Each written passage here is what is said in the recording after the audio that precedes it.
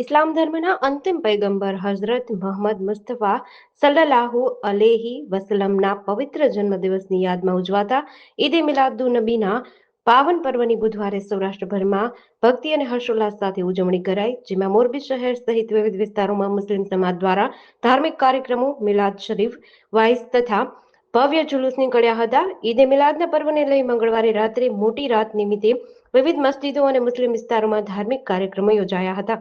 Islamic કેલેન્ડરના રબીઉલ અવલ માસની 12મી તારીખે ઉજવાતા આ પવિત્ર પર્વ નિમિત્તે મસ્જિદોમાં મિલાદ શરીફનું આયોજન કરાયું હતું. સલામી બાદ પૈગંબર હઝરત મુહમ્મદ સાહેબના પવિત્ર જન્મોત્સવની ઉજવણી કરાઈ હતી. આ પ્રસંગે ન્યાઝનું આયોજન કરી ઉપસ્થિત શ્રદ્ધાળુઓમાં પ્રસાદ રૂપે તકસીમ કરવામાં આવ્યું હતું. તેમજ પૈગંબર સાહેબના બાલ મુબારકના દીદાર કરાવવામાં આવ્યા હતા. સમગ્ર વાતાવરણમાં ધાર્મિક માહોલ સાથે અકીદત અને શ્રદ્ધાની લાગણી જોવા મળી હતી. મોરબી શહેરમાં બપોરે 2 વાગ્યે જુમા મસ્જિદ ખાતેથી ઈદે મિલાદ નિમિત્તે ભવ્ય જુલુસ નીકળ્યું હતું. વિવિધ વિસ્તારોમાંથી પસાર થયેલા આ જુલુસમાં મોટી સંખ્યામાં મુસ્લિમ બિરાદરો જોડાયા હતા.